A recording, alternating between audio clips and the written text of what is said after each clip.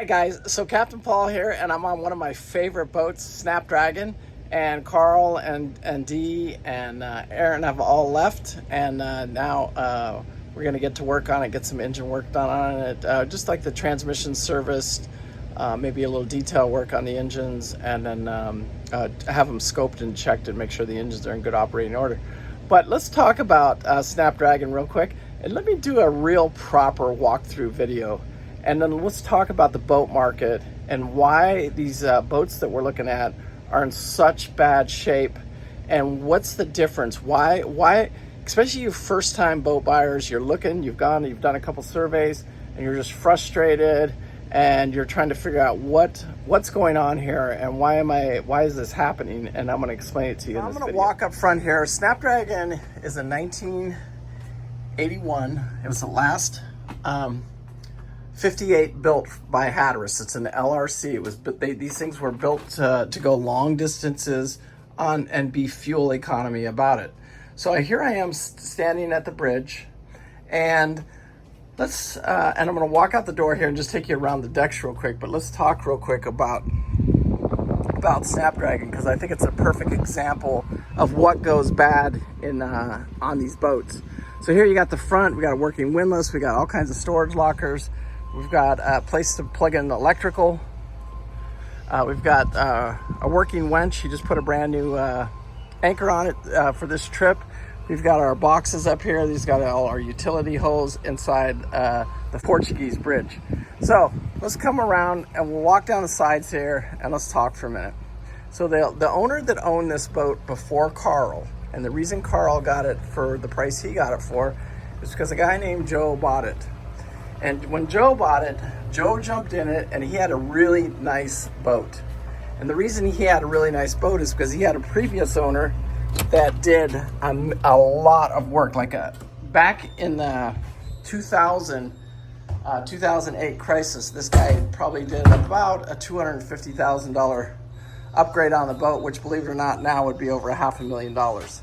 So he did that upgrade. I'm talking like the stabilizers, all of the work that needed to be done, mechanical, electrical, heating systems, just everything to the boat. And he took the boat on several trips. He's the one that took it over to Alaska, but he did it on a ship. He put it on the ship, and they took it over to Alaska. He enjoyed it. So anyway, years go by, he sells the boat, Joe buys the boat, and then Joe now owns it. Joe gets in the boat, and he does not do these upgrades, because you gotta remember, this boat is 46 years old. He doesn't do any upgrades on the boat. He just uses the boat. So from 2000, let's say, and I don't even know my exact dates here, but let's say from 2010 to 2025, he drives the shit out of this boat, him and his wife. They drive this boat everywhere. So we'll start back down here. This is the main salon right here. And then you got the galley over here. He takes it all over the East Coast, up and down the East Coast, the Bahamas, all the island change. Let's go down into the master here. And he uses the boat. He does exactly what it was designed for. But what he didn't do is the upgrades after he was done with the boat. He had some ridiculous price. I think they priced these boats at about, so this is the master suite right here. You can see big closets right here. Nice big bathroom. And then another closet over here, drawers, everything. Anyway, so Joe uses the boat. He goes to all the Bahama Islands, all the chains, and just uses the boat. Well, when he gets it back, he throws it back up on the hard. His wife dies. He throws it up on the hard. He gets remarried. The new wife does not like the boat, and so then he puts it for sale. Puts it for sale for, I don't even know what Snapdragon, you guys probably know more about this than I do, but he probably puts it for sale for 300 and I think it was listed at 325 or something like that. And why this one is worth anything is because of all those upgrades that were done by the previous owner before Joe. Joe was a user, let's call it. Now, let me walk through the front here. This is the V-berth and the cabin.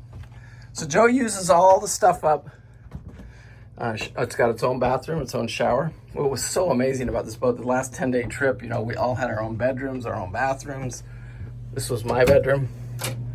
Freaking just loved it. Anyway, so Joe uses the boat up, puts it on the market, and he tries to sell it. It doesn't sell. So then finally Carl, he's looked at a lot of boats by now. And believe it or not, I mean, he said this boat was absolutely in pretty horrific shape. It was very disappointing, the shape that it was in. And then you guys saw us earlier last year in July pick it up and take it from New York, basically from Rhode Island all the way down to Daytona Beach. And that first 10 days was miserable. So this is our engine room. This has got a full stand-up engine room in it. I would say it's got a 7-foot clearance in the engine room here. It's got 2 generators, 2 671 naturally aspirated. The fire extinguishers are all up to date. We got our toolbox. Anyway, a lot of work's gone on in here. And this is why it's here now, because we're going to do a little bit more work. You got a washer and dryer stacked. Anyway, and this is like our tool room right here. This is a workshop tool room. You can see we use it quite a bit, actually. So anyway, and I hate to keep cutting in the story here. Joe buys it. Carl buys the boat, and it needs some work. So Carl does the work on it as we're moving the boat. And he does it about 2 months before I get to the boat. I'll take you upstairs here in just a second. Carl buys the boat, and then he starts putting money into it. And you know, like I tell anybody, when you're buying a boat like this, you can't get them cheap enough, because it's going to be cost a lot of money to get it operational. Let's call it. So Carl buys it, gets it operational, and what somebody would be buying now is all the labor and sweat equity that not equity, because he'll never recoup the hourly. Like if we put this thing in a boat shop right now and did all the work that's been done on it, it would be probably right at about 100 grand worth of work done on it. Carl probably has about $60,000 in parts, just buying stuff. The boat didn't have working alternators. It didn't have working battery system. It didn't have a charge system. The windlass wasn't working. There was just so many systems that were inoperable. And he had to go through each one of them and get them all up and running again, and maintenance, basically just good maintenance on them. Even like now, it's at the Marathon Boatyard. They're going to go through the engines, scope the engines, make sure everything's okay in the engines before it continues on. And they've decided not to do the loop, and they've decided to take it back up to Oklahoma is what they're going to do with it. So anyway, so Joe buys the boat, or Carl buys the boat. He does all the work on it, and but Joe is the one that he used up all of the boat, and he didn't do anything after he was done with the boat. And so that's the way a lot of these boats are, especially these original boats. I mean, if you're talking about a 40-year-old trawler that hasn't had these upgrades, it's no different than your house, man. How many? In a 45-year period, how many times has the bathrooms been upgraded? How many times has the kitchen's been upgraded? How many times has your air conditioner been changed? How many times, any moving, working part, how many times in 45 years has that been changed? And if it hasn't been done, one of these old trawlers, if it has not been done, it needs to be done. It's that simple. That's 65 that's over here in the boat. Panama, right up here. See the bow of it right there. That boat right there, it's getting new engines. It's getting a brand new stabilization system. It's getting the whole package, the same thing that this thing got in 2008. Somebody's spending some money on it. But this boat right here, Carl gets it running. He's the one that puts all the the money into it to get it operational and back to those standards of, let's say, 2008, 2010 eras of when Snapdragon was working. So all those systems are up and working. Every toilet flushes. Just walking on a boat with working toilets is amazing anymore. It's just like so ridiculous now. It's almost a joke. Does the toilets work? It's absolutely frustrating. It's the most frustrating thing in the world. you know, you go and these batteries and just the different systems, you know, like it's just the basics. Just give me the basics. Just if this boat was in the water, does it have fire extinguisher? Does it have up-to-date flares? Does it have working lights? Does it have working steering? All of this stuff. And most of these boats don't, because they've been used up over the 40 to 45 years. Nobody's done much of anything to them. And so then they just sit there, people live on them, use them as apartments or hotels, and it just goes downhill, and nobody's done any upgrades, nobody's spent any money. And the boat needs money spent on it. It needs to be upgraded. It needs these things. And that's why you guys are walking in there, because a lot of these, you know, especially these just past the boomers now, these 80, 90-year-old guys, they're in love with their boats. They have money and they don't need to sell them. And the family wants it sold, but the old man doesn't want it sold. And he can't afford to take care of it. He can afford to take care of it, but he's the one that took care of it all of its life. He's neglected it for the last 10 years. And it just goes, the snowballs, and it just goes downhill from there, and it doesn't get any better. And then you guys are going, then they finally goes to the broker, and the broker's got to list them, and then it's a mess. It's just the market is an absolute mess right now.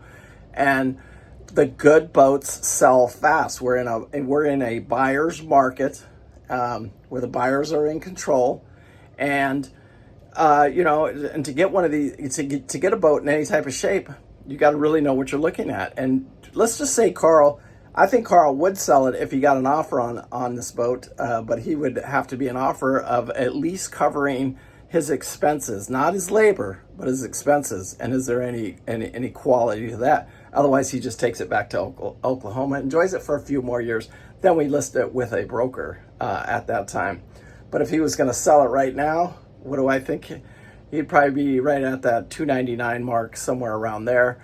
To compare to, and is that a bargain, or do you buy one for for 200 grand? That's pretty much what they'll sell for, 150 to 200, and just take on the project. And I'm going to tell you right now, it's a lot of project. Ask any YouTuber, ask anybody that's bought one of these things what it took to get it back up and running, and half of them can't even do it. Even Gus on In Too Deep. You know, it's just a constant battle keeping those engines, keeping that boat going, because it was neglect. The reason he got the boat was neglect. The reason a lot of us get these boats are from neglect. Once in a while we get them, and it's not that case, and those boats sell very, very fast. It bothers me too when I go to these boats. Like, this is a working dinghy. We saw this over in the Dry Tortugas. It's, you know, 40 horse dinghy with a working crane. You got seats. This boom right here is removable, so you hit a button and a hydraulic wrench throws this down, so you can go loop this boat. It's one of the few of these Hatterses that were built with the loop. Anyway, I just wanted to give you a quick tour of it, kind of show it to you. We're upstairs here on the flybridge. Just amazing. You know, it's just awesome in Key West, and Dry Tortugas, just sitting up here and enjoying the sights. And for the people that can do it, it's worth it. It's only money at the end of the day, you know. And if you can afford it, do it. If you can't, then stay away from it. This is not a cheap, you know, boating is not a cheap hobby. You know, this isn't. Snapdragon is a boat that was made and built to go on long adventures and be off grid for, you know, it's got its own water maker. You know, it holds 2,400 gallons of fuel, 700 gallons of water. It makes its own water. So you can go long periods of time on a boat like this and go long distances with it. You know, you probably have a safe range of about 2,000 mile cruise range with one of these things. And if you really got economical with it, you could probably squeeze a little bit more out of it. Anyway, I just want to share this video with you guys. You know, I want to hear your comments. What do you guys think of Snapdragon? Do you think there's any value here? Has Carl created value, or has he made it worse? You know, could he sell it in this market, or should he just hold on to it? I want to hear what you guys think in the comments. Anyway, make sure you guys hit that like, subscribe, make sure you share it with your friends, and thank you so much for watching It's been a long week. We got a bunch of stuff going on, just unbelievable amount of projects going on. And as we do these and knock these out and get to the next boat and the next boat, the next boat, I'm kind of excited about the next boat, but we'll see. We'll see what happens with it. Anyway, peace out. Make sure you hit that like, subscribe, share with your friends, and thank you so much. I do appreciate it. Bye.